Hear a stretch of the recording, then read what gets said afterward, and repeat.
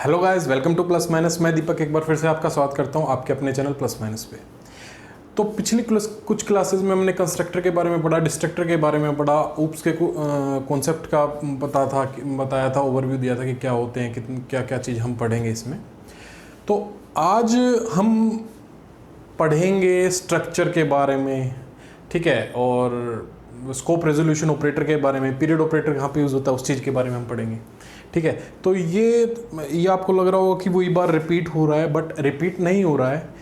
ये अगर आपको ये चीज़ें क्लियर होंगी ना, क्योंकि इनसे छोटे छोटे क्वेश्चंस बनते हैं, ठीक है, और यही चीज़ आपको आगे इन्हीं के ऊपर छोटे छोटे वो दे देंगे आउटपुट टाइप क्वेश्चंस, और इसी के हिसाब से फिर आप अगर ये नहीं पढ़ोगे तो फिर मुझे नहीं लगता कि उन क्वेश्चंस को कर पाओगे। आने की उम्मीद है, आए ना आए पेपर में वो एग्जामिनर के ऊपर डिपेंड करता है, बट हम उस चीज़ को छोड़ नहीं सकते। तो अब हम स्टार्ट करते हैं। आज जो हम पढ़ने जा रहे हैं वो हम सबसे पहले तो मैं ये बता देता हूँ कि भाई जो मेंबर ऑफ क्लास है ना, जो मेंबर ऑफ क्लास है प्राइवेट होती है C++ में बाय डिफॉल्ट और पब्लिक होती है जावा में बाय डिफॉल्ट, ठीक है। तो in C++ by default member of class are private. In C++ members of a class are private by default, ठीक है। अब जावा में यही चीज पब्लिक होती है, ठीक है। नोट बना के लिख लेंगे ये भी एक। इन जावा members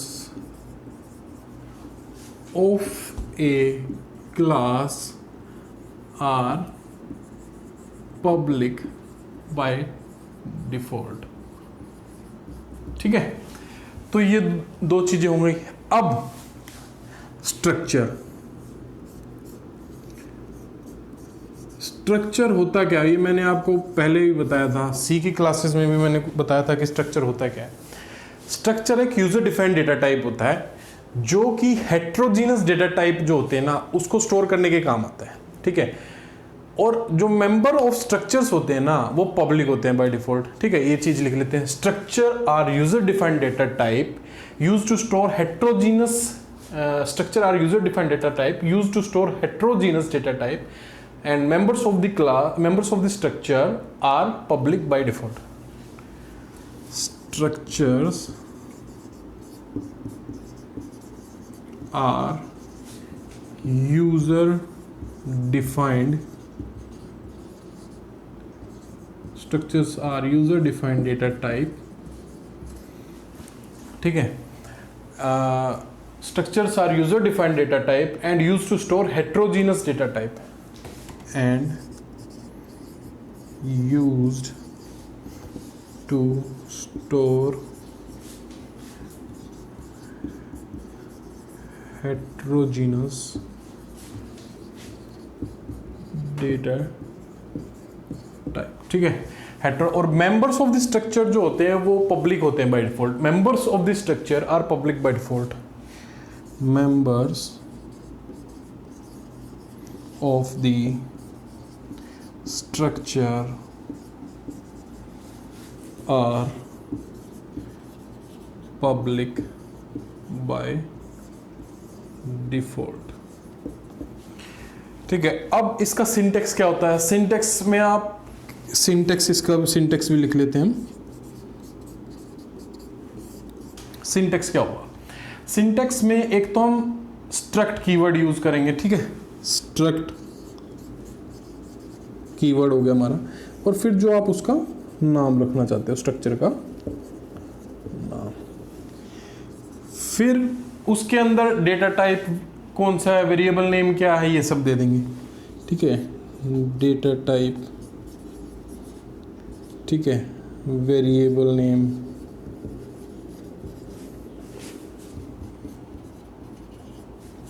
ठीक है। डेटा टाइप कितने देने चाहते हो, 1 2 3 जितने भी आप देना चाहो। 1 वेरिएबल नेम डेटा टाइप 2 ऐसे ही आ जाएगा। ऐसे ही तीसरा देना चाहते हो 3, फिर भी वहाँ पे वेरिएबल नेम आ जाएगा। ये हमारा हो गया सिंटेक्स स्ट्रक्चर का। अब इस पे हम एक छोटा सा एग्जांपल देखेंगे स्ट्रक्चर का, ढंग से इसको देखेंगे कि क्या होता है। अब इसमें एक चीज़ और है जो मैं आपको बताना चाहता हूँ स्ट्रक्चर में, ठीक है। वो चीज़ क्या है, जो मेंबर्स ऑफ स्ट्रक्चर है ना, जो भी मेंबर्स ऑफ स्ट्रक्चर है वो एक्सेस किए जा सकते हैं, हम पीरियड ऑपरेटर्स के थ्रू हम उनको एक्सेस कर सकते हैं। Members of the structure can be accessed by period operator, ठीक है। ये भी लिख लीजिए, एक members of the structure can be accessed using period operator. अब पीरियड ऑपरेटर कौन सा होता है भैया? पीरियड ऑपरेटर क्या होता है? ये होता है पीरियड ऑपरेटर, डॉट को हम पीरियड ऑपरेटर बोलते हैं, ठीक है। तो अब इस पे एक छोटा सा एग्जांपल देख लेते हैं स्ट्रक्चर पे, और फिर हम स्कोप रेजोल्यूशन ऑपरेटर देखेंगे, फिर उसके बाद हम इनलाइन फंक्शन देखेंगे, ठीक है। इनलाइन फंक्शन बहुत बेसिक सी चीज़ है, बट पता होना चाहिए आपको, उस पर क्वेश्चन बन सकता है एक छोटा सा। ये छोटी छोटी चीज़ें ये आपसे क्वेश्चन पूछ सकते हैं डीएसएसबी। ये नहीं है कि आपसे भैया पीजीटी लेवल या फिर बोलें तो कि जो लेक्चरर्स होते हैं कॉलेज में बीटेक लेवल के क्वेश्चंस जो लेक्चरर करवाते हैं उसमें वो सब चीज़ें पूछेगी, बहुत बेसिक से क्वेश्चन पूछेगी। टीजीटी लेवल हालांकि इतना हार्ड नहीं पूछते DSSB में। अगर आप केवीएस के क्वेश्चंस हों तो उनको ज़रूर सोल्व कीजिए, और किसी के पास भी हो तो वो ग्रुप पे, जो हमारा टेलीग्राम ग्रुप है, तो उस पर शेयर कर दीजिए, ठीक है। तो स्ट्रक्चर का हम एक एग्जांपल देखते हैं। क्या है एग्जांपल? भैया हमें एक एम्प्लॉय के नाम से हमें स्ट्रक्चर बनाना है। अब उस एम्प्लॉय में हमें क्या करना है, ठीक है। तो सबसे पहले तो वही हमारी iostream.h, ठीक है, hash include iostream.h hash include stdio.h, ये सब हेडर फाइल्स हैं, ये सब, ठीक है। अब हमें क्या करना है, स्ट्रक्ट के नाम से हमें एक एम्प्लॉय स्ट्रक्चर बनाना। हमने एम्प्लॉय के नाम से एक स्ट्रक्चर बना दिया, चलो जी बना दिया। एम्प्लॉय के नाम से हमने स्ट्रक्चर बना दिया। अब इसमें हमें क्या क्या चाहिए? एम्प्लॉय आईडी चाहिए, सैलरी चाहिए। वो किस टाइप के होंगे? एम्प्लॉय आईडी आपकी हमेशा किस टाइप की होती है? इंटीजर टाइप की। तो हमने क्या किया, इंट एम्प्लॉय आईडी, ठीक है। और हमें सैलरी भी हमारे इंटीजर में होगी, ठीक है। तो दोनों हमने ले लिए, ठीक है। अब हमें नाम चाहिए, डिपार्टमेंट नेम चाहिए और बंदे का नाम चाहिए, किसकी सैलरी डाल रहे हो भाई। तो हमने केयर टाइप का हमने वेरिएबल ले लिया, नेम कितने उसका होना चाहिए, 50 कैरेक्टर्स होना चाहिए, ठीक है। डिपार्टमेंट हमने ले लिया, डिपार्टमेंट भी हमने ले लिया, कैरेक्टर टाइप का हमने ले लिया ये 70, ठीक है। ये हमने कैरेक्टर टाइप का डिपार्टमेंट ले लिया। हमारा यहाँ से स्ट्रक्चर शुरू हुआ, ठीक है। अब स्ट्रक्चर यहाँ पे हम इसको बंद कर देंगे, ठीक है। अब इसमें ध्यान देने वाली बात ये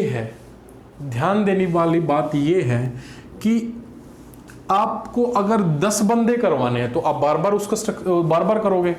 ये कैसे करोगे आप, ठीक है। इसके अब 2-3 मेथड है। या तो आप यहाँ पे उसका ऑब्जेक्ट बना दो, 10 बंदों का चाहिए, यहाँ पे 10 हमने लिख दिया और फिर हमने कर दिया स्ट्रक्चर को क्लोज, ठीक है। या तो ऐसे कर लो, ये जो है हमारा ई जो है वो ऑब्जेक्ट ऑफ एम्प्लॉय है, ये जो है हमारा ई वो है हमारा ऑब्जेक्ट ऑफ एम्प्लॉय, ठीक है। ये हो गया हमारा। अब अगर ऐसे ना करो तो भैया ऐसे कर लो, स्ट्रक्ट एम्प्लॉय कितने बंदों का करना है, E1 E2 up to E10 तक करना है, ठीक है। तो यहाँ पे E10 तक ऐसे लिख दो। या फिर वही बात, एक और तरीका है, स्ट्रक्ट, ठीक है, स्ट्रक्ट करके एम्प्लॉय करके स्ट्रक्ट एम्प्लॉय, और वो कर देंगे हम इसका ऑब्जेक्ट तो ई के नाम से ऐसे कर देंगे, ठीक है। तो ये 3-4, या तो हम इसको यहाँ पे ही कर सकते हैं कि कितने एम्प्लॉयज का देना है, या ऑब्जेक्ट बना के, या फिर हम struct employ E1 E2 E10 तक हमें जितने एम्प्लॉय का देना है, या हमने स्ट्रक्ट एम्प्लॉय बाहर करके E10 का ऐसे कर दिया, ठीक है। अब हम चलते हैं मेन फंक्शन की ओर, वॉइड मेन फंक्शन में हमें क्या चाहिए, हमें अब 10 बंदों का चाहिए, तो जाहिर सी बात है भैया हम बार बार हम लिखेंगे नहीं हर एक चीज़ के लिए, तो हम फॉर लूप लगा देंगे, ठीक है। तो फॉर लूप के लिए एक तो हमें इंटीजर टाइप का आई चाहिए, ठीक है, और एक हमें चाहिए n, कितने एम्प्लॉयज़ हैं वो n में डाल देंगे हम। तो हमें भैया इंट i और n हमने ले लिया, ठीक है, इंट i और n हमने ले लिया। तो इसके बाद हम क्या करेंगे, इसके बाद हम स्क्रीन पे लिखा हम चाहते हैं कि भैया स्क्रीन पे ये लिखा आना चाहिए कि how many numbers of employee या हाउ मैनी एम्प्लॉयज़, ठीक है। हमने लिख दिया हाउ मैनी एम्प्लॉयज़, ठीक है। अब उसने लिख दिया हाउ मेनी एम्प्लॉयज, ये आपको स्क्रीन पे लिखा हुआ आएगा हाउ मेनी एम्प्लॉयज, तो आप डालेंगे कि भैया कितने एम्प्लॉयज हैं, हमने इनपुट करवा दिया कितने एम्प्लॉयज हैं, n एम्प्लॉयज हैं भाई, ठीक है, हमने कितना इनपुट करवा दिया, n एम्प्लॉयज हैं, ठीक है भैया। अब सी आउट हम दोबारा लिख रहे हैं भैया, सी आउट हम दोबारा कर रहे हैं। अब वो बोल रहा है कि भैया चलो आपने बता दिया n एम्प्लॉयज हैं, वो बोल रहा है एंटर डिटेल्स, ठीक है भाई, उसने बोल दिया एंटर डिटेल्स, तो वो डिटेल डालेगा। अब n एम्प्लॉयज है, n हमने यहाँ पे कितना ले रखा है, 10 एम्प्लॉयज हैं भाई, ठीक है, n एम्प्लॉयज हैं, उसको नहीं पता कितने एम्प्लॉयज हैं, हमने पहले यहाँ पे 10 एम्प्लॉयज का हमें डालना था, तो इसलिए हमने यहाँ पे कर दिया, ठीक है। अब उसने डिटेल्स, वो डिटेल्स मांग रहा है, क्या क्या डिटेल्स, क्या क्या आपको चाहिए। अब डिटेल्स के लिए आप बार बार एक ही चीज को नहीं करवाओगे, तो उसके लिए हम लूप लगा देंगे। कौन सा लूप लगा देंगे, फॉर लूप लगा देंगे। तो ये यहाँ से मैं स्टार्ट कर देता हूँ फॉर लूप। अब फॉर लूप लगा दिया मैंने, for i is equal to 0, i is less than, कितने तक हमें होना चाहिए, i is less than n, जब तक n ना आ जाए i प्लस प्लस, ठीक है। अब डिटेल्स उसने यहां पे मांगी है, डिटेल्स उसने यहां पे मांगी है, तो फॉर लूप लगाने के बाद उसने पहले बोला हमें चाहिए भैया सी आउट एम्प्लॉय आईडी, हम चाहते हैं कि लिखा हुआ है, क्योंकि हमें तो कुछ पता ही नहीं है, कंप्यूटर को कुछ नहीं पता। ये मत मान के चलिए कि कंप्यूटर सिर्फ वो चीज करेगा, प्रोग्राम जो आप उसमें लिखोगे, उसके अलावा उसको कुछ नहीं आता, ठीक है। तो उसके लिए हमने लिख दिया भैया सी आउट एंटर एम्प्लॉय आईडी, ठीक है। अब सी इन करवाना पड़ेगा, इनपुट दोगे आप एम्प्लॉय आईडी को, ठीक है। सी आउट आपने एम्प्लॉय आईडी करवा दिया, इनपुट करोगे एम्प्लॉय आईडी को, तो इसके लिए इनपुट हमने अब ऑब्जेक्ट बनाया था ई के नाम से, ई के नाम से हमने ऑब्जेक्ट बनाया था, और हमने एक यहां पे वेरिएबल लिए था आई। तो सी इन ये नहीं है कि आपने एक एम्प्लॉय के नाम से करवाना है, तो हम एम्प्लॉय के नाम से अब हमने यहां पे ऑब्जेक्ट बना दिया था एम्प्लॉय के नाम से, ठीक है। ई के नाम से हमने ऑब्जेक्ट बना दिया था एम्प्लॉय का, और आई हमने वेरिएबल लिया था ताकि हमें बार बार ना लिखने पड़ी एक चीज। तो सी इन हम करवा देंगे, सी इन क्या करवाएंगे, हम करवाएंगे ई आई, ऑब्जेक्ट बना दिया था ना एम्प्लॉय का, ई आई डॉट, अब हमें क्या डालना है, employee ID, E I dot employee ID, E I dot employee ID. ये हमारा चलेगा जब तक n नहीं आ जाएगा हमारा, ठीक है। आप n डालोगे, कितना n है, वो जब तक चलेगा जब तक हमारा n नहीं आ जाएगा। अब उसने पूछा, चलो भैया आपने बोल दिया ठीक है, हम वो इतना कर देगा फॉर लूप में, उसके बाद वो पूछ रहा है कि भैया सैलरी, तो सैलरी वो बोलेगा भैया सैलरी बताओ, सैलरी क्या है सैलरी, उसने सैलरी, तो हमने सी इन कर दिया भैया वही ई आई डॉट सैलरी, हमने सैलरी भी डलवा दी भैया उससे। अब सैलरी डलवाने के बाद वो पूछेगा भैया नाम तो बताओ, नाम तो बताओ, तो हमने उसको, वो बोल रहा है भैया लिखा हुआ आ रहा है, तो वो बोल रहा है कि नाम क्या है, वो बोल रहा है एंटर नेम, एंटर नेम, यहाँ पे एंटर सैलरी कर दो, यहाँ पे एंटर सैलरी कर दो, या सैलरी रहने दो, जो आप स्क्रीन पे लिखा हुआ देना चाहते हो, एंटर सैलरी। तो भैया उसने सी इन सैलरी भी नेम भी इनपुट करवा दिया, ई आई डॉट नेम। अब उसने फिर से बोला कि भैया चलो ठीक है, आपने एम्प्लॉय आईडी डलवा दी, सैलरी डलवा दी, नेम डलवा दिया, अब वो पूछ रहा है कि डिपार्टमेंट कौन सा है। तो हमने क्या किया, चलो भैया उसने बोला एंटर डिपार्टमेंट, एंटर डिपार्टमेंट, तो हमने भैया डिपार्टमेंट भी डलवा दिया, ई आई डॉट डिपार्टमेंट। ठीक है, ये सारी चीज हमने डलवा दी, नेम डलवा दिया, सैलरी डलवा दी, नेम डलवा दिया, सैलरी डलवा दी, डिपार्टमेंट डलवा दिया, और हमने क्या डलवा दिया, एम्प्लॉय आईडी डलवा दिया। अब यहां पे ये हमारा लूप हो गया खत्म। अब आप चाहते हो, अब आप एक और फॉर लूप लगा देते हैं। किस लिए लगा देते हैं, ये देखो, हमने एक और फॉर लूप लगा दिया, for I is equal to 0, I is less than N, I plus plus. अब आप चाहते हो कि जितने भी हमारे एम्प्लॉय हैं, अगर आप इफ कंडीशन देना चाहते हो कि भैया मेरे पास एम्प्लॉय सिर्फ वो आए जिसकी सैलरी 50,000 से ज्यादा है, तो हमने इफ कंडीशन लगा दी, इफ। ठीक है, नहीं तो अगर नहीं चाहते कि सभी के सभी देखना चाहते हो तो इफ कंडीशन ना लगाओ, सीधा का सीधा, ये हम व्यू के लिए कर रहे हैं, ये हम इनपुट के लिए कर रहे थे। ठीक है, अब हमने क्या किया, इफ कंडीशन लगा दी, if E I dot salary, जो सैलरी है ना वो ग्रेटर देन 50,000 है, वो आए। ठीक है, क्या है, if E I dot salary greater than 50,000, सिर्फ वही हमें शो करे। ठीक है, तो उसके लिए वही हमें शो करे, तो उसके लिए हमने इफ कंडीशन लगा दी। अब हमें क्या करना है, सी आउट करवाना है। पहले एम्प्लॉय नेम लिखा था, फिर सैलरी आएगी, फिर सॉरी एम्प्लॉय आईडी आई थी, फिर सैलरी आएगी, फिर डिपार्टमेंट आएगा, फिर नेम आएगा। ठीक है, तो हमने सी आउट करवा दिया। सी आउट न्यू लाइन में हमें दिखना चाहिए। ठीक है भैया, एंडल कर दिया हमने। क्या है, सी आउट हमने क्या करवा दिया, E I dot employee ID, E I dot employee ID. ठीक है, फिर हमने सी आउट करवा दिया भैया, न्यू लाइन में आएगा ई आई डॉट नेम, बहुत बढ़िया भाई।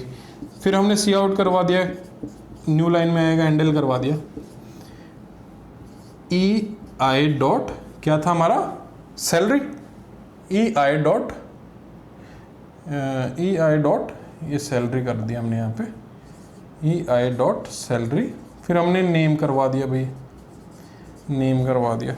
फिर हमने सी आउट करवा दिया, न्यू लाइन में आएगा ई आई डॉट क्या है हमारा, लास्ट क्या था, डिपार्टमेंट डॉट DEP। तो ये हमारा फॉर लूप हमने यहां पे कर दिया। ठीक है, अब इसके बाद हम क्या करेंगे, कुछ बचा ही नहीं हमारे पास, नहीं बचा तो भैया हम उसको खत्म कर देंगे गेट ch करके, और हमने कर दिया उसको प्रोग्राम को खत्म। अब मैं एक बार ये आपको दोबारा समझा देता हूँ क्या है प्रोग्राम में। हमने क्या किया, हमने एक स्ट्रक्चर बनाया है एम्प्लॉय के नाम से। ठीक है, स्ट्रक्चर बना दिया हमने एम्प्लॉय के नाम से। उस एम्प्लॉय में हमने क्या किया, हमने एम्प्लॉय कर दिया, हमें एम्प्लॉय आईडी चाहिए, उसमें सैलरी चाहिए, नेम चाहिए 50 कैरेक्टर का से ज़्यादा का नेम नहीं होगा, और डिपार्टमेंट चाहिए 70 कैरेक्टर से ज़्यादा डिपार्टमेंट नहीं होगा। यहाँ पे हमने E10 क्यों किया कि हमें पता है कि भैया हमारे पास 10 एम्प्लॉय का हमें स्ट्रक्चर बनाना है, तो हमने 10 एम्प्लॉय कर दिया। इसका हमने ऑब्जेक्ट बना दिया एम्प्लॉय का ई के नाम से, ठीक है। अब इसको हम तीन तरीके से कर सकते हैं। स्ट्रक्ट एम्प्लॉय या तो ऐसे कर लो या ऐसे कर लो, स्ट्रक्ट एम्प्लॉय E10 तक कर लो, या employ E10 struct employ E10 ऐसे कर लो। फिर हमने मेन फंक्शन स्टार्ट कर दिया। अब मेन फंक्शन में ये नहीं है कि हम बार बार यही चीज लिखते जाएंगे कि एक बंदे के लिए लिखा, 2 बंदे के लिए लिखा, 3 बंदे के लिए लिखा, बार बार हम लिखेंगे नहीं, एक ही बार में हमने कम कर दिया। तो उसके लिए हमने क्या किया भैया, एक आई ले लिया वेरिएबल, एक एन ले लिया। तो सबसे पहले वो लिखे होगा हाउ मेनी एम्प्लॉयज, कितने एम्प्लॉयज आएंगे आपके। तो उसने बोल दिया एन नंबर ऑफ एम्प्लॉयज है भाई, ठीक है। तो सी आउट उसने बोल दिया कि एंटर डिटेल्स, लिखा हुआ आएगा कि भैया डिटेल डालो। हमने डिटेल डालनी शुरू कर दी। यहाँ पे हमने क्या किया, हमने लूप लगा दिया। क्या लूप लगाया, जो एन जो ये है ना, ये पूछेगा एन कि भैया एन कितना, एन नंबर आप करोगे, एन कितना करोगे, 10, 5, 15, 20, 25। हमने 10 डाल दिया भैया। तो i = 0, जब तक n ना आ जाए, जब तक 10 ना आएगा तो i++ वो चलता जाएगा। उसमें क्या करा, एम्प्लॉय आईडी डाल दी, ये इनपुट करवा दी एम्प्लॉय आईडी, एंड वो लिखा होएगा सैलरी, हमने सैलरी इनपुट करवा दी। नेम लिखा होएगा, नेम इनपुट करवा दिया।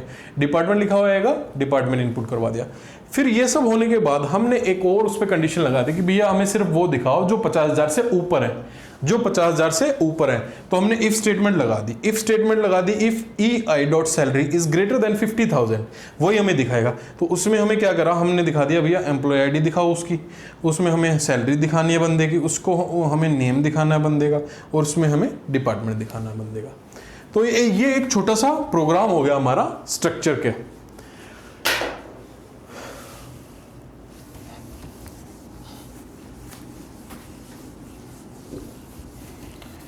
ये हमारा एक छोटा सा प्रोग्राम हो गया स्ट्रक्चर का। अब हम बात करते हैं, किसकी बात करेंगे, scope resolution operator. Scope resolution operator का मैंने आपको बताया था क्या चीज होती है, प्रीवियस क्लास में भी मैंने बताया था कि किस लिए यूज होता है स्कोप रेजोल्यूशन ऑपरेटर। अब हम उसी पे एक छोटा सा प्रोग्राम करेंगे और फिर इनलाइन फंक्शन के बारे में बात करेंगे। बहुत ही बेसिक चीज है इनलाइन फंक्शन, फिर हम उसके बारे में बात करें। तो स्कोप रेजोल्यूशन ऑपरेटर के बारे में अब हम बात करते हैं। क्या होता है स्कोप रेजोल्यूशन ऑपरेटर।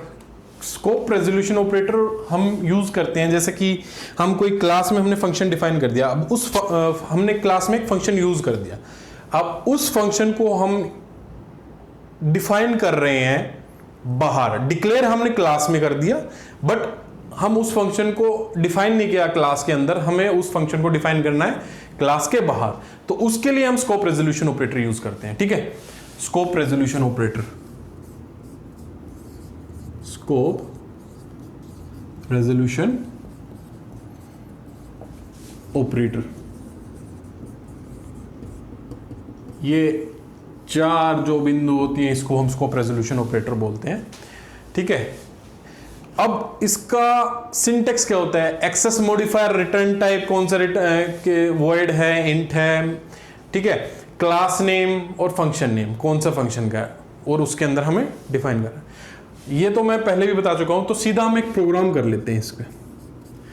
अब प्रोग्राम में हमने क्या देखना है, हमने एक प्रोग्राम बना दिया भैया, किसके नाम से, हमने एक एम्प्लॉयज के नाम से ही एक क्लास बना दी, ठीक है। वो चीजें हैं, हैश इंक्लूड है, जो हेडर फाइल्स वगैरह हैं, ये सब आप देख लेना, ठीक है।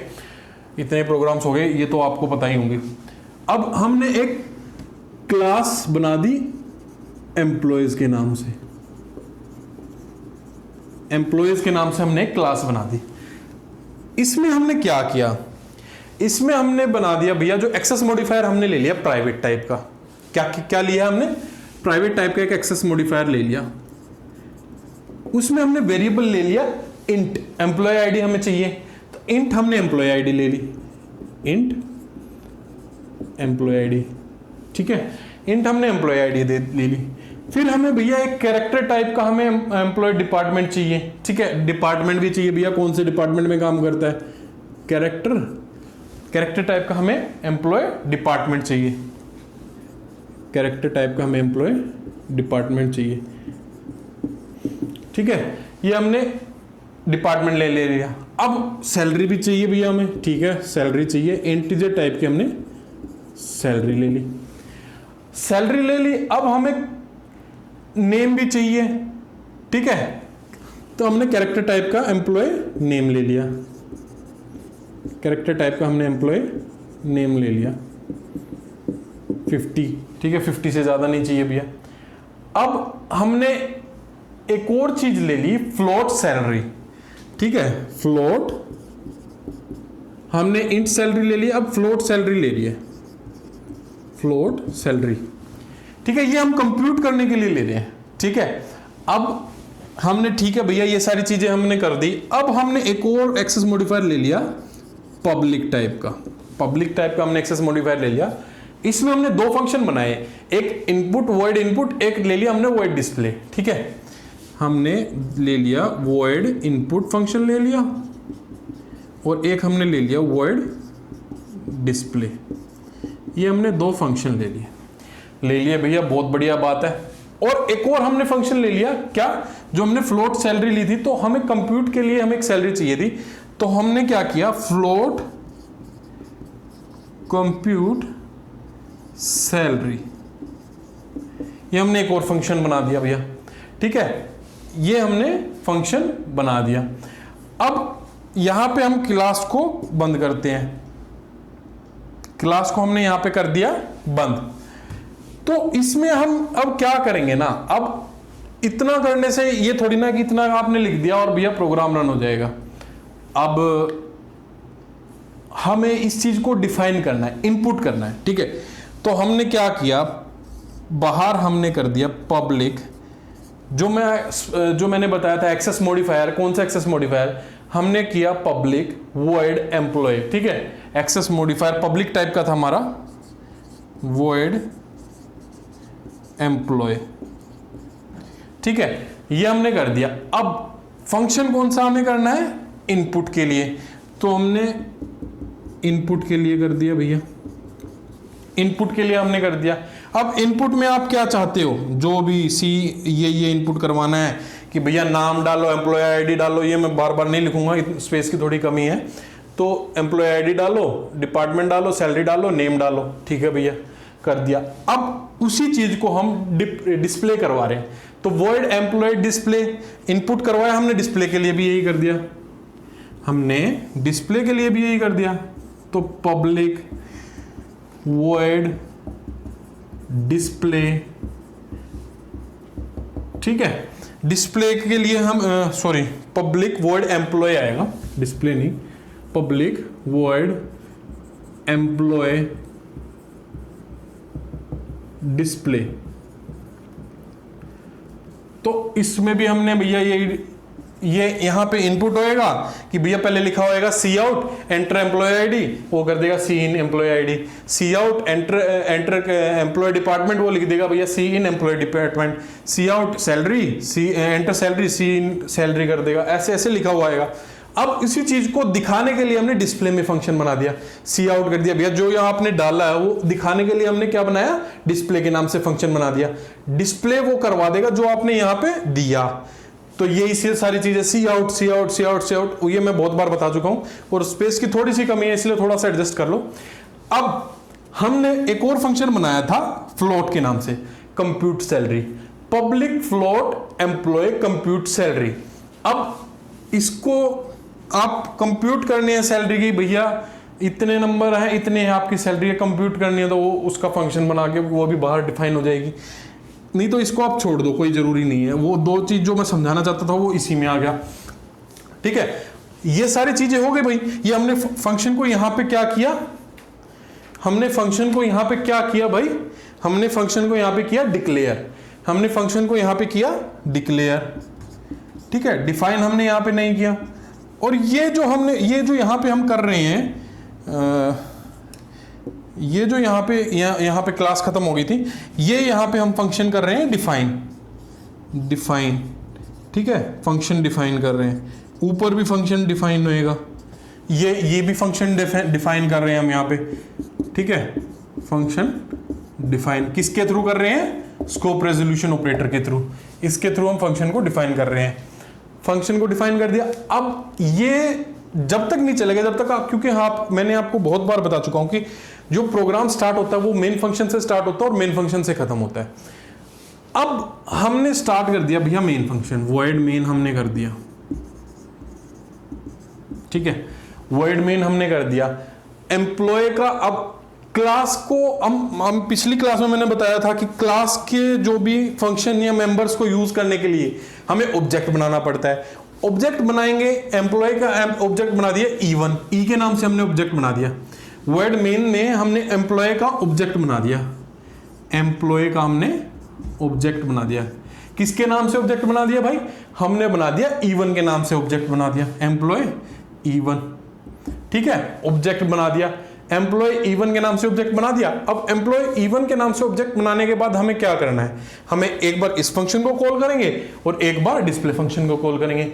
E1 dot input, E1 dot display, तो वो फंक्शन को कॉल हो जाएगा E1 डॉट इनपुट, ठीक है, इस फंक्शन को कॉल कर लिया, इनपुट वाले फंक्शन को।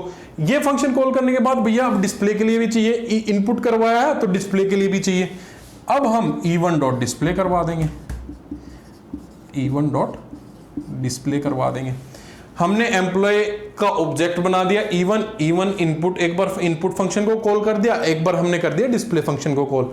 यहां पे हमारा फंक्शन खत्म हो गया, ये सॉरी प्रोग्राम हमारा हो गया खत्म। ये हम क्या कर रहे हैं? कॉलिंग कर रहे हैं फंक्शन की, कॉलिंग ऑफ फंक्शन। तो ये जो थी ये प्रोग्राम हमारा यहां पे हो गया खत्म, ठीक है। तो स्कोप रेजोल्यूशन ऑपरेटर का हमारा यहां पे हो गई बातें खत्म। अब इसी से जुड़ी हुई बात एक है इनलाइन फंक्शन, इसी से जुड़ी हुई बात एक है इनलाइन फंक्शन। बहुत ही छोटी सी चीज है बट क्वेश्चन बन सकता है उससे, इनलाइन फंक्शन, ठीक है। तो उसके बारे में मैं आज का लास्ट टॉपिक भी यही रहेगा, इनलाइन फंक्शन। और इनलाइन फंक्शन जो है वो स्कोप रेजोल्यूशन ऑपरेटर से ही जुड़ा हुआ मान लो। तो इनलाइन फंक्शन बेसिकली होता क्या है? इनलाइन फंक्शन, इनलाइन फंक्शन, आप स्कोप रेजोल्यूशन ऑपरेटर को यूज करते हो तो क्या होता है ना कि कंपाइलिंग टाइम जो है ना वो आपका बढ़ जाता है। वो बैक एंड फोर्थ देखता रहता है कि हाँ भाई उसने वहां पे फंक्शन को कॉल किया था, यहां पे डिफाइन किया था, यहां पे डिक्लेयर किया था, तो देखता रहता है कहां पे, वो अपने आपस में कोऑर्डिनेशन बनाता है। इनलाइन फंक्शन क्या करता है? जहां पे भी आप कुछ नहीं करना, सारा प्रोग्राम जो पिछला मैंने लिखवाया था ना सेम, उसमें सिर्फ एक छोटी सी करनी है। जो इनलाइन जो फंक्शन यूज करते हैं ना, इनलाइन वर्ड इनपुट कर देंगे वहां पे, और जो हमने डिस्प्ले का फंक्शन यूज किया था पिछले प्रोग्राम में वहां पे कर देंगे इनलाइन वर्ड डिस्प्ले, ठीक है। तो इनलाइन फंक्शन क्या करता है? वो रिड्यूस करता है कंपाइलिंग टाइम का, कंपाइलिंग टाइमिंग को, जब हम फंक्शन को डिक्लेयर करते हैं outside the class. Inline function reduces compiling time when function is declared outside the class. तो ये छोटे छोटे पॉइंट्स हैं, इसको बना के लिख लेंगे। It reduces compiling time it reduces compiling time when function is declared outside the class, when function is declared outside the class, ठीक है। स्कोप रेजोल्यूशन ऑपरेटर में क्या होता था कि भैया वो बैक एंड फोर्थ देखता रहता था कि कहां पे डिफाइन किया, कहां पे डिक्लेयर किया, ये उसको तो उसके कारण हमारा कंपाइलिंग टाइम बढ़ जाता था। ये उसको क्या करेगा? थोड़ा कम कर देगा कंपाइलिंग टाइम को, ठीक है। अब जब फंक्शन डिफाइन करते हैं ना क्लास के बाहर, तो scope resolution operator compiling time को इंक्रीज कर देता है, क्योंकि वो बैक एंड फोर्थ चेक करता है। तो therefore while we use inline function it helps to decrease the compiling time. तो ये एक पॉइंट है, when a function is defined outside the class, when a function is defined outside the class, ठीक है। Scope resolution operator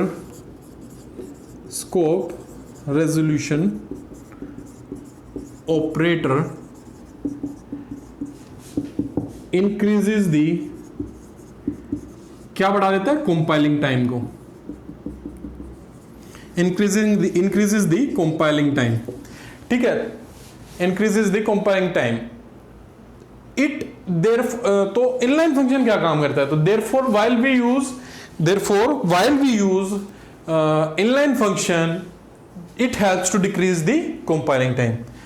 therefore while we use, क्या use करते हैं हम, इनलाइन फंक्शन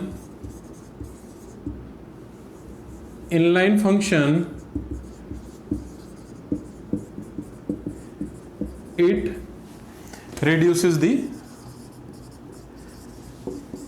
compiling time। ठीक है, सिर्फ इतना काम करता है इनलाइन फंक्शन, और कुछ भी नहीं है, बाकी सारी चीजें सेम रहती हैं। ठीक है, तो उसके लिए जो कीवर्ड इनलाइन होता है ना, वो हमें जो फंक्शन रिटर्न टाइप, जो भी फंक्शन का रिटर्न टाइप हमारा वॉइड है, रिटर्न इंट टाइप का है, वॉइड टाइप का है, तो उससे पहले हमें इनलाइन लिख देना है। ठीक है, तो वो क्या करता है, वो कंपाइलर को एडवाइस करता है, इनलाइन जो कीवर्ड आपने लिखा है ना, वो क्या करता है, वो कंपाइलर को एडवाइस करता है कि भैया जो भी आप लिख रहे हो ना इंस्ट्रक्शंस, वो आप कॉपी कर लो, और कॉपी करके वो वहां पे लिखते जाओ, वहां पे राइट करते जाओ जहां पे आप फंक्शन को कॉल कर रहे हो। तो स्विचिंग नहीं होगी, बैक एंड फोर्थ नहीं होगी। जब भी आप फंक्शन को इन्वोक करोगे ना, वो सीधा वहीं से उठा लेगा चीजों को। ठीक है, तो भैया एक लास्ट जो पॉइंट है इसका ये है कि जो कीवर्ड होता है इनलाइन जो कीवर्ड होता है ना, वो फंक्शन के रिटर्न टाइप से पहले लिखा जाता है। रिटर्न टाइप बोले तो वॉइड है, इंट है। ठीक है, इससे पहले हम इनलाइन फंक्शन यूज कर लेंगे। तो वो क्या करता है, वो कंपाइलर को है ना एडवाइस करता है कि भैया आप जो भी इंस्ट्रक्शंस लिख रहे हो ना, इसको आप साथ के साथ कॉपी कर लो और वहां पे लिखते चले जाओ जहां पे आप फंक्शन को कॉल कर रहे हो। तो इससे क्या होगा, वो बैक एंड फोर्थ बार बार भागेगा नहीं कि भैया वहां पे क्या इंस्ट्रक्शंस दी थी आपने, वो फिर वापस इधर आएगा, ये चीज है या नहीं है, वो सारे बार बार आपको सारे इंस्ट्रक्शन एक साथ लिखी हुई मिल जाएंगी। इससे आपका जो टाइम जो है ना, वो बच जाएगा। ठीक है, the keyword inline before a function return type, the keyword inline before the function, the keyword inline before the function return type। ठीक है, कीवर्ड इनलाइन जो होता है फंक्शन रिटर्न टाइप से पहले, फंक्शन डिक्लेरेशन के time, in the function declaration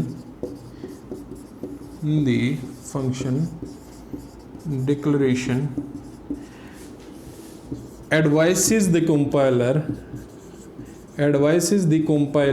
क्या advice करता है कि भैया advises the compiler to write the copy of instructions at every place, advises the compiler to write the copy of instructions at every place, जहां पे भी function को declare करेंगे, every place, at every place when function is declared।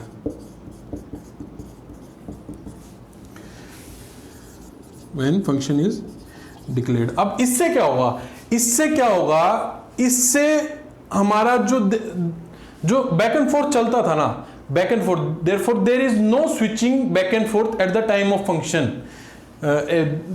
therefore there is no switching back and forth at the point in which the function is invoked। therefore